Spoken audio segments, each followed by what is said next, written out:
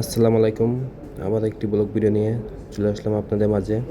সবসময় আপনাদের ভালোবাসা পেলে এগিয়ে যাব সামনে বহুদূর। সকাল 6:30, গন্তব্য আশুলিয়া সাভার। যাচ্ছি শাহজাদপুর থেকে। সকালবেলা রাস্তাঘাট একদমই ফাঁকা থাকে, নিরিবিলি। রাস্তায় চলাফেরা করে খুবই মজা পাওয়া যায়। তাই গাড়ি নিয়ে বের হয়ে চলে আসলাম। আর এখন নর্দার সামনে আছি। দেখুন রাস্তাঘাট কিন্তু একদম পরিষ্কার, হাতে গোনা কিছু গাড়ি রয়েছে। আর আমাদের গাড়িটি ভালোই চলতেছে। পাইলট সাহেব খুব ভালোই গাড়ি চালায়।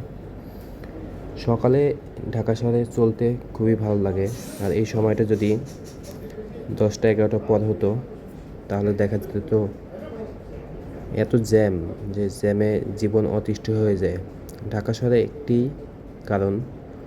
একটি সমস্যা যাতায়াত ক্ষেত্রে, যে জ্যামে মানুষ অতিষ্ঠ হয়ে যায়। মানে জ্যাম এতটা খারাপ, যদি একবার লাগে তা ছুটতে অনেক সময় লেগে যায়।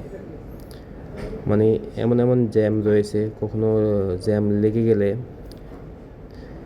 যেখানে যাওয়া আসার পথ সর্বোচ্চ 1 ঘন্টা, সেখানে 5 ঘন্টা লেগে যেতে পারে।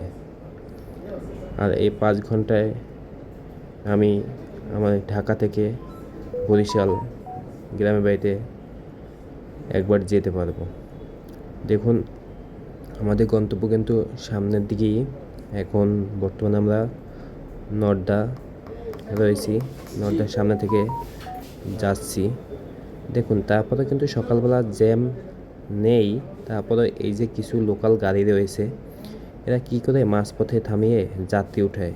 দেখুন আমরা কিন্তু রেডিসনের সামনে, এটি ঢাকাতে অবস্থিত একটি 5 স্টার না বললেও এটা 3 স্টার একটা হোটেল, রেডিসন ব্লু। প্রত্যেক দিনই এটির সামনে থেকে যাওয়া হয়। রেডিসনে মাঝে মাঝে গিয়েছিলাম, খুব ভালোই লাগে আমার কাছে। রেডিসন মোটামুটি ভালোই লাগে। এই দেখুন আমরা কিন্তু এখান থেকে ওভারব্রিজ উঠবো। আর সামনে দেখতেছেন হয় কি, ঢাকা পরিবেশটা খুবই ভালো লাগে আমার কাছে। দেখুন যে গাছ পাতা লতা, মানে অনেক কিছুতেই ঘেরা। এই দেখুন আমরা কিন্তু যাচ্ছি। অনেক সমস্যা, মানে ড্রাইভাররা যদি একটু নিয়ম মেনে গাড়ি চালায় তাহলে কিন্তু কোনো সমস্যাই থাকে না।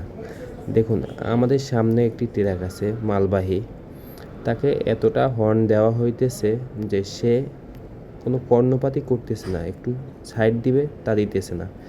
কি আর করার, কিছু তো করার নেই, কারণ জোর যার মুলুক তার। তাই আমাদের গাড়িটি একটু স্লো হয়ে গিয়েছে।